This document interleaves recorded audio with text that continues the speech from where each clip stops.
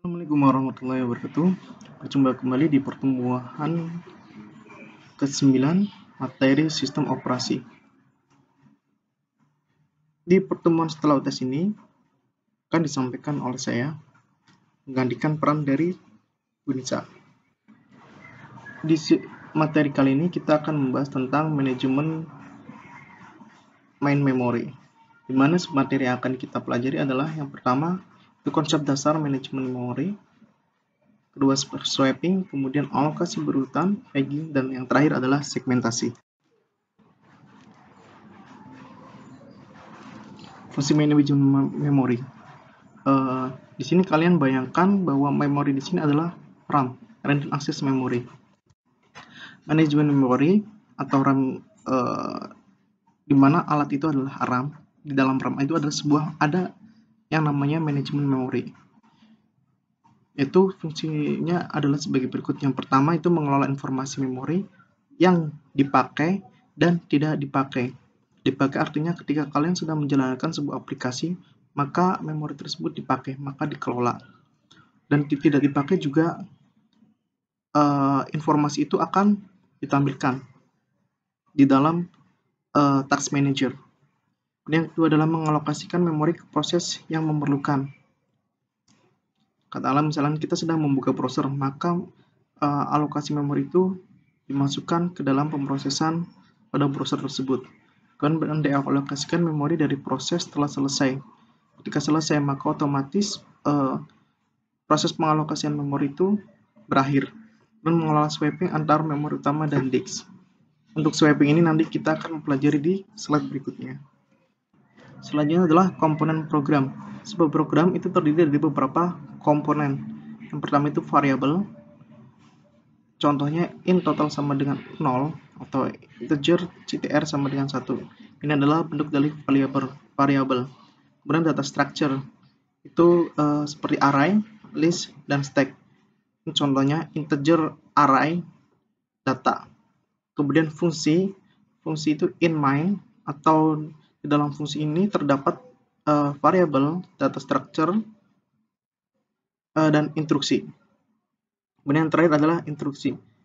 Instruksi di sini adalah pemrosesan dari variabel itu akan diproses seperti apa. Contoh misal di sini itu total sama plus ctr, maka print hasil. Kemudian eksekusi program. Apa yang harus dilakukan agar sebuah program dapat dieksekusi oleh CPU? Nah, kemudian maka yang dilakukan adalah program harus dipindah dari disk ke memori sebelum dieksekusi. Program menunggu di input queue sebelum dibawa ke memori. Bagaimana detail langkahnya? Jadi yang pertama adalah dicor total 0, in main, komponen program yang tadi saya sampaikan di slide berikutnya. Kemudian di-compile. Di-compile itu berarti translate, disesuaikan ke objek modul. Kemudian di linkage editor, di load model, dan diproses, kemudian baru masuk ke dalam operating system, proses, dan akhirnya free memory. Seperti itu. Ini adalah proses dari bagaimana program itu dieksekusi oleh CPU. Maka proses dialokasikan pada memory space tertentu. Jadi kalau misalkan space-nya udah habis, itu maka program tersebut tidak dapat dilakukan eksekusi. Selanjutnya, ketika suatu proses mengambil mengganti nilai suatu variabel, pada dasarnya dia mengakses alamat memori variabel tersebut. Seperti bisa kalian lihat, ini ketika kita melakukan proses, contoh menggunakan aplikasi Java, kita mengeksekusi program berikut. Maka ketika suatu proses mengambil mengganti nilai suatu variabel, pada dasarnya dia mengakses alamat memori variabel tersebut. Variabel tersebut itu di sini adalah program yang melakukan pemrosesan.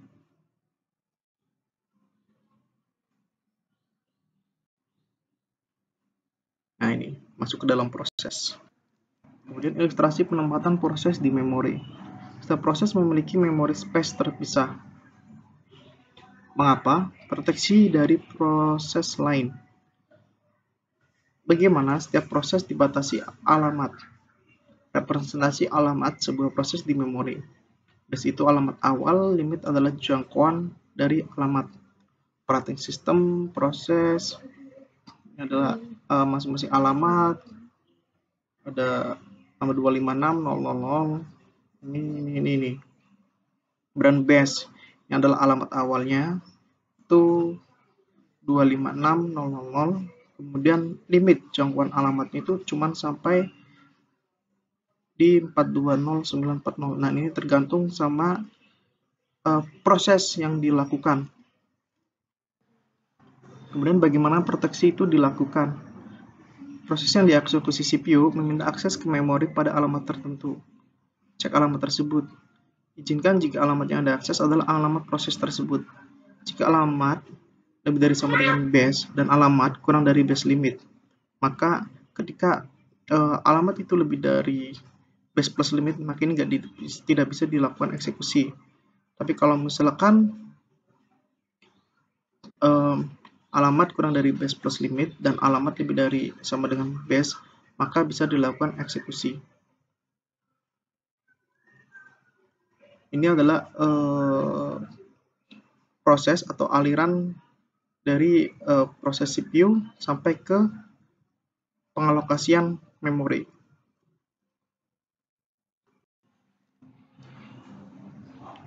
Selanjutnya pengikatan alamat atau address binding.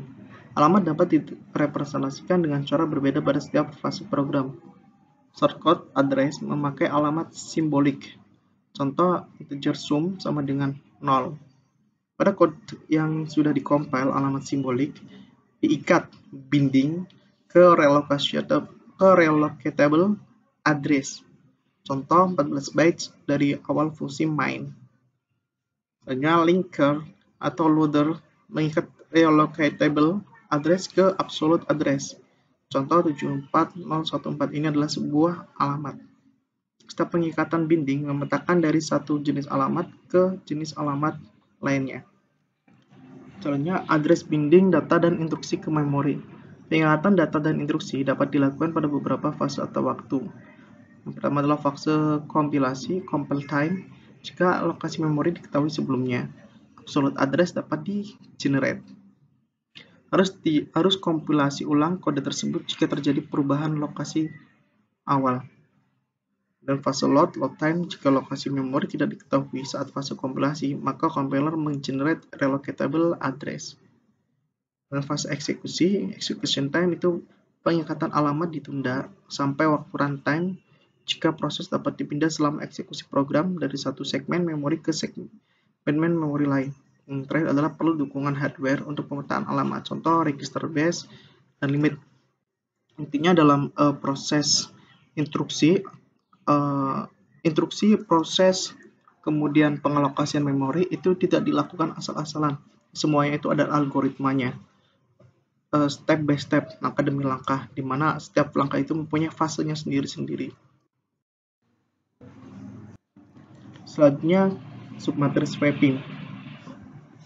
Nah, jadi swapping itu adalah sebuah proses dapat ditukar sementara keluar dari memori ke backing store atau store cadangan, penyimpanan cadangan, dan kemudian dibawa kembali ke memori untuk melanjutkan eksekusi. Backing store itu bisa disk, ukuran cukup besar, kecepatan akses cepat. Dan roll out, roll in, swapping menggunakan algoritma priority based scheduling. Untuk algoritma ini sendiri kalian bisa mempelajari lebih lanjut, tinggal cari aja jurnal atau artikel tentang ini, itu banyak sekali. Nah, proses dengan prioritas rendah ditukar sehingga proses dengan prioritas tinggi dapat di-load dan dieksekusi. Jadi harus prioritas yang didahulukan itu adalah prioritas yang di-load yang di-load itu memiliki memori yang tinggi. Sehingga kalau misalkan kalian membuka itu jarak membuka, katakanlah misalnya membuka aplikasi, yang satunya itu aplikasi yang size-nya rendah, satunya lagi yang tinggi. Itu ketika kalian mau buka bersamaan itu nggak terlalu lama jarak waktu yang dibutuhkan untuk terbukanya dua aplikasi tersebut. Dan bagian terbesar dari waktu swipe adalah waktu transfer. Total waktu transfer berbanding lurus dengan jumlah memori yang di swipe. Jadi kalau misalkan memori yang di swipe itu banyak, maka waktu transfernya juga lama. Kalau misalnya sedikit ya cepat, seperti itu. Contoh itu swipe di Windows dan Linux. Ini skema swiping bisa dilihat di sini. Ini adalah main memory. Ada operating system, user space, atau ruang pengguna. Nah, di sini ada backing store. Backing store itu artinya cadangan. Nah, swipe off. Kalau misalkan di operating system ini udah tidak memadai lagi, maka swipe off keluarnya itu ke dalam backing store proses P1. Nah, kemudian setelah sudah kembali bisa memori ini sudah ada, udah siap, maka proses P2 itu swipe in ke user space. Itu proses swiping. Jadi dicadangan dulu, kemudian ketika di sini udah normal kembali, maka diproses ke user space atau main memory. Di sini kalian bisa melihat pengguna swipe di Ubuntu.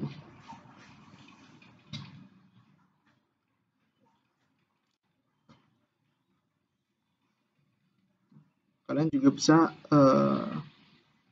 lihat swipe di Windows. Nanti kalian bisa praktik sendiri. Nah, contoh di sini memori ini not available karena ini nggak digunakan. Kalau misalkan ada yang digunakan, maka swipe ini nanti ada nilainya, gitu. Kalau ini tidak tersedia. Penggunaan alokasi berurutan. Memori dibagi menjadi satu atau beberapa partisi. Satu partisi hanya dialokasikan untuk satu proses saja, tidak boleh lebih. Berdasarkan jumlah partisinya, metode ini dibagi menjadi dua. Yang pertama adalah single partition, dan yang kedua adalah multiple partition. Itu untuk alokasi. Nah, yang pertama itu single partition contiguous allocation. Itu prosesnya adalah memori dibagi menjadi satu partisi atau bagian. Hanya ada satu proses yang dapat di-load ke memori sekali waktu. Jadi tidak ada konsep konkurensi atau paralelisme. Masalahnya, kalau misalkan kita menggunakan ini, itu bagaimana caranya agar beberapa proses bisa di-load secara bersamaan. Memori dibagi menjadi beberapa partisi atau bagian. Kemudian setiap partisi dialokasikan untuk satu proses. Jumlah proses yang dapat berjalan secara concurrent itu sama dengan jumlah partisinya. Dan ada dua cara pembagian partisi berdasarkan cara penentuan ukuran partisi. Yang pertama itu fixed size partition dan kedua adalah variable size partition. Ini adalah pembagian partisi di multiple partition contiguous allocation. Selanjutnya adalah contiguous allocation dengan fixed size. Pada fixed size, ukuran tiap partisi bersifat statis dan tidak dapat diubah sepanjang sistem operasi berjalan. Berbeda dengan dinamis, kalau statis itu nilainya tetap. Kemudian pada memori terdapat hole atau partisi bebas. Hole itu blok dari memori yang tidak terpakai. Dan ukuran hole itu juga statis. Tetap ukurannya itu ukuran awal. Dan mekanisme jika proses datang akan dialokasikan ke memori pada hole yang cukup untuk proses tersebut. Sisa alokasi pada suatu hole tidak dapat dipakai proses lain. Hanya dipakai proses itu saja. Jika proses selesai, alokasinya jadi hole. Jadi kalau misalkan kalian mau belajar ini first in first out. Kalau misalkan udah dipakai, maka nggak bisa dipakai kembali. Contoh kasusnya operating system hole 1, P1 25M, hole 2 maka P2-nya itu 30M, Hul 3 25M, P3 25M, Hul 4 20M, 20M, P4 20M. Nah, kalian lihat prosesannya itu sama, alokasinya itu benar-benar cuman untuk satu partisi saja.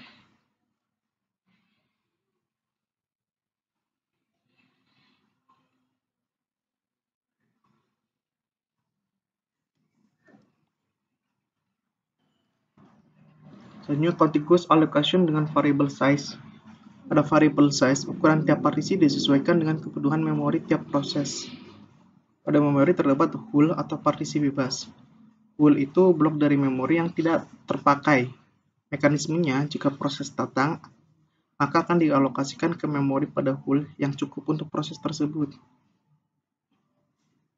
Dalam misalnya proses itu 20, maka tidak boleh memori pada hul itu lebih dari 20. Kemudian jika proses selesai, alokasinya jadi hul. Dua hul yang bertetangga dapat bergabung.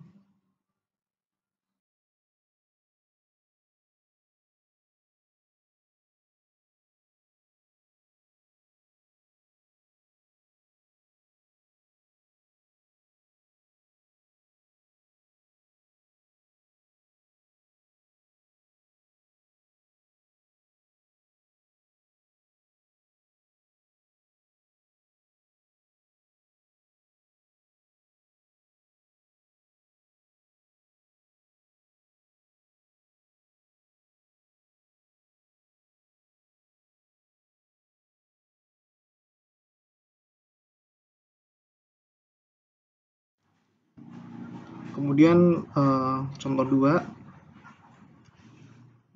ini ada OS dengan P1 atau proses eksekusi itu 25M, maka sisa hul itu ada 75M. Kemudian OS kedua itu ada proses P1 25M, kemudian P2 20M, maka sisa memori hul itu 55M. Dan yang ketiga P1 25M, P2 20M, P3 15M, maka total proses di OS ini ada 60M, maka sisa main memory hole itu ada 40M.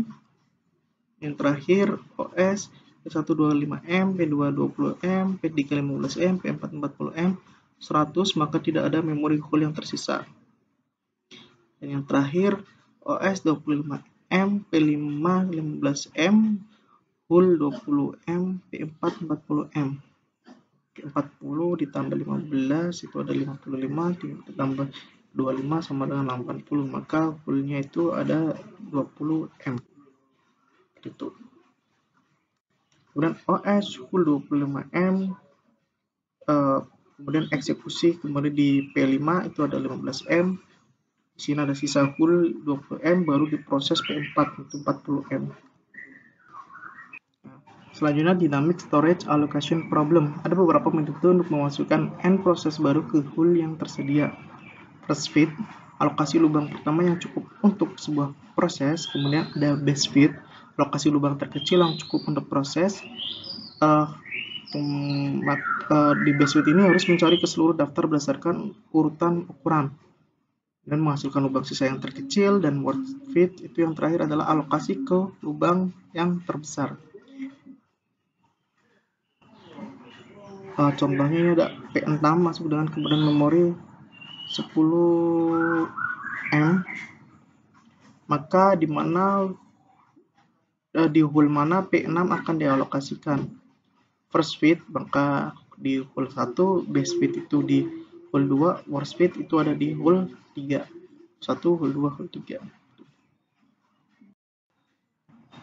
Kemudian masalah 1, di fragmentasi eksternal. Misal P6 masuk dengan kebutuhan memori 40M, total hul tersedia sama dengan hul 1 plus hul 2 plus hul 3 sama dengan 70M.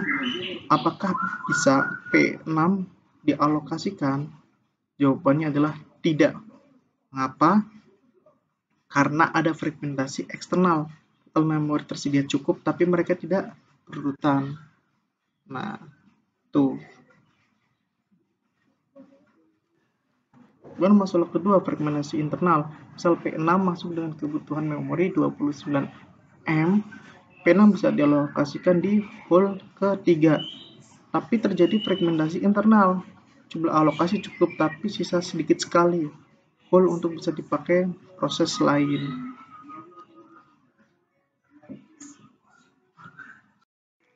Nah, terus apa solusinya? Jadi solusi fragmentasinya adalah solusi fragmentasi eksternal. Fragmentasi eksternal dapat diatasi dengan compaction, geser dan pindah alokasi memori dari setiap proses. Hanya mungkin jika pengelamatan memori dilakukan pada saat melakukan sebuah eksekusi.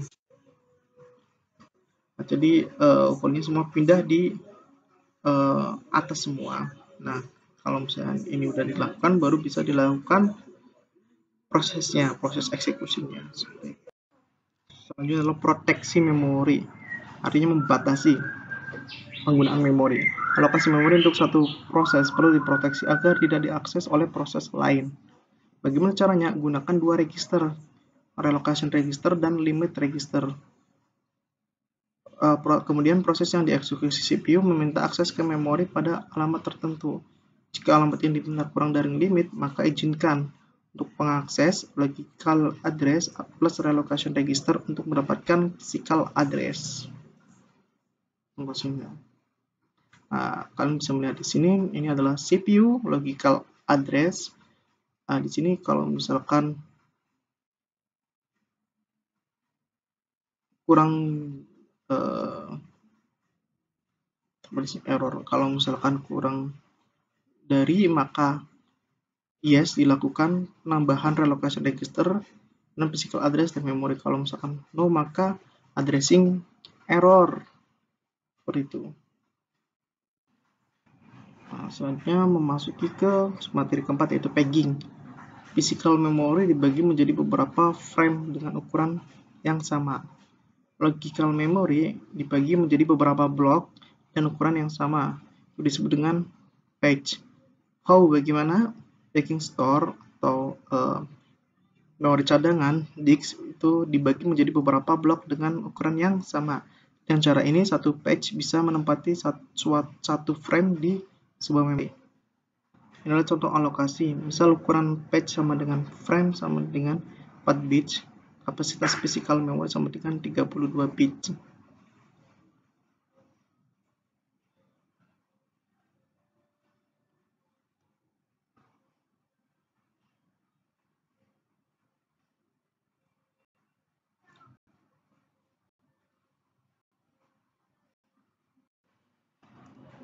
Selanjutnya pemetaan logical address ke physical address.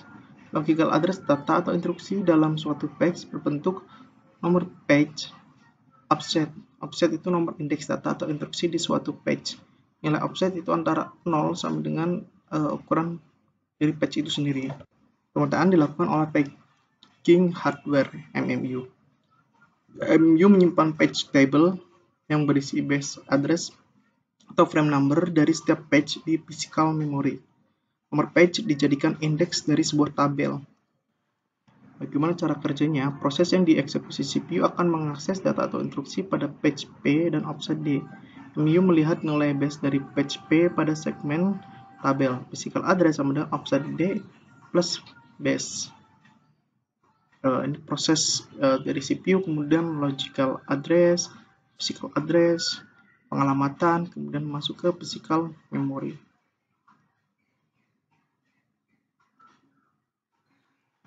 Ini adalah contohnya. Misal kapasitas physical memory 28 bytes 048 26 dan ukuran page itu kayak panjangnya setiap kolom atau halaman 4 batch, maka 04 dan kelipatan 4 berapa? 8, kelipatan 4 12, kelipatan 4 16, seperti itu. Ukuran satu karakter sama dengan satu batch. Kalau misalkan 2, maka ini 0 kemudian ke 8 langsung ke 16, seperti itu.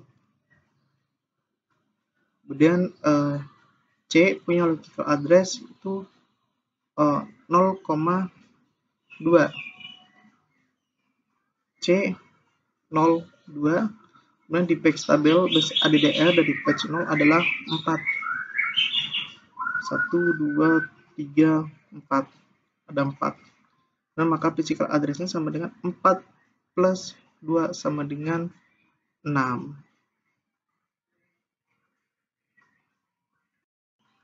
Dan apa sih kelebihan dan kelemahan dari pegging?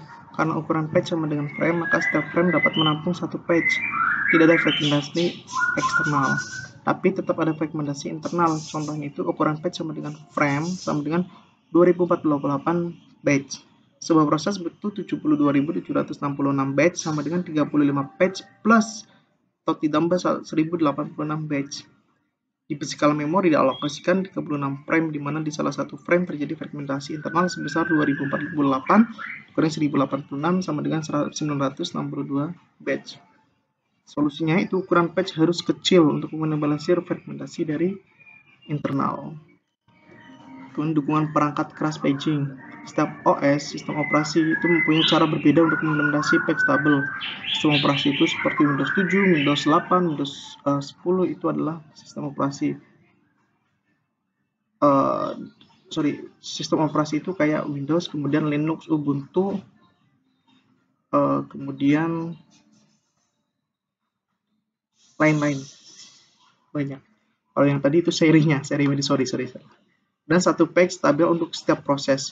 Di PCB ada pointer ke tabel. Satu atau beberapa tabel untuk semua proses. Beberapa cara implementasi page tabel di perangkat keras. Yang pertama adalah register, kemudian yang kedua page table based register atau PTBR, dan translation look ahead buffer (LB). Page tabel di register. Page tabel dapat disimpan di sebuah register. Cara paling sederhana implementasi page table di perangkat keras. Cocok jika jumlah baris di page tabel itu kecil, misal 266 baris. Padahal komputer saat ini punya jumlah baris di page tabel yang sangat-sangat banyak sekali. Jadi perkembangannya komputer saat ini itu semakin banyak baris di page tabel yang dan page tabel dengan PTBR. Page tabel disimpan di main memory. Register menyimpan page tabel base register PTBR untuk menunjukkan lokasi page tabel di memori. Tapi kelemahannya itu yang pertama butuh 2 kali akses memori, akses page tabel dan akses data instruksi. Tabel bisa jadi mengalami proses swapping. Kemudian page tabel dengan TLB, translation look ahead buffer, perangkat keras untuk cache lookup data. TLB mengandung key kunci value. Kapasitas TLB hanya 32 sampai 1024 entry saja. TLB hanya menyimpan beberapa page tabel, sisanya disimpan ke memori. Bagaimana cara kerjanya? Yang pertama adalah CPU pertama mencari entry dengan nomor page P pada page tabel di TLB. Jika ada, gunakan entry tersebut untuk cari physical address. Jika tidak ada, cari entry dengan page P pada page tabel di memori. Gunakan entry tersebut, dan yang terakhir tambahkan entry itu ke TLB. Kalian bisa menyaksikan di sini. Ini adalah proses dari page tabel dengan TLB. Dan proteksi pada paging. Proteksi pada paging dapat dilakukan dengan menambahkan satu kolom bernilai valid atau invalid. Kemudian jika satu proses akan mengakses satu alamat bernilai invalid, maka dia tidak diizinkan untuk mengakses.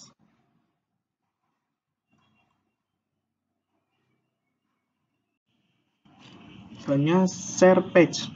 Metode paging menawarkan kemampuan berbagi page antar beberapa proses. Contoh, ada 3 user menjalankan text editor yang terdiri dari 150 KB code dan 50 KB data. Tanpa share page, itu 3 kali 200 KB sama dengan 600 KB alokasi memori. Dan share page itu 150 ditambah 3 kali 50 sama dengan 300 KB. Selanjutnya yang terakhir adalah segmentasi. Program dibagi menjadi beberapa segmen komponen, yaitu fungsi main, subfungsi, variabel global, standard lib, segmen heap, stack thread. Tiap segmen diberi nomor segmen S. Tiap segmen kemudian dialokasikan ke memori. Tiap segmen dari satu proses tidak harus dialokasikan berurutan. Boleh secara acak.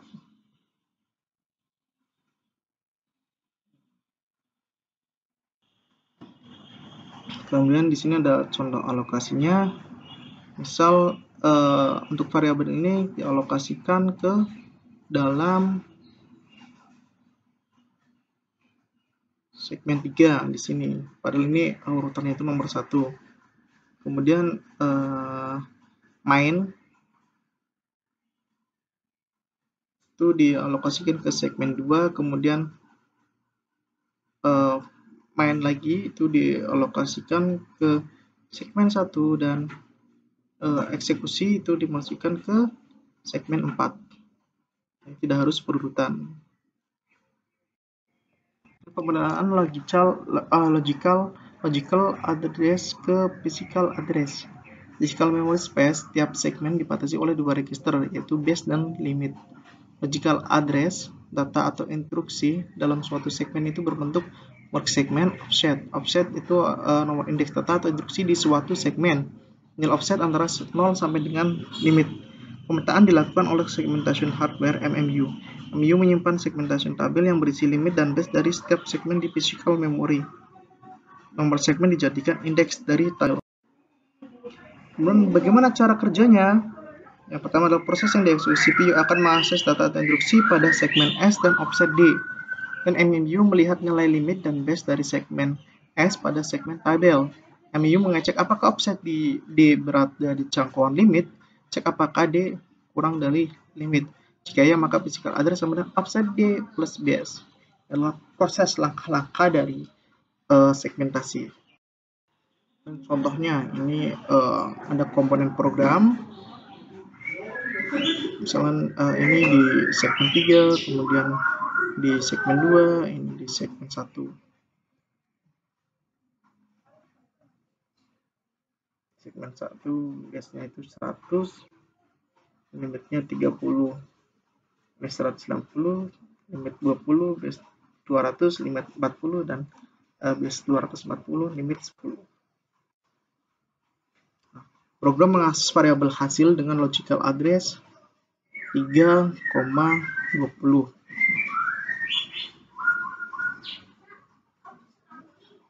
Untuk segmen 3, base 200, limitnya itu 40, kemudian cek apakah offset kurang dari limit. Offsetnya 20 kurang dari 40, maka ya, physical address variabel hasil sama dengan base segmen 3 plus offset. Physical address sama dengan 200 plus 20 sama dengan 220. Terima kasih. Sekian perkuliahan dari sistem operasi pertemuan 9 ini. Barangkali ada salah kata, saya mohon maaf. Terima kasih. Wassalamualaikum warahmatullahi wabarakatuh.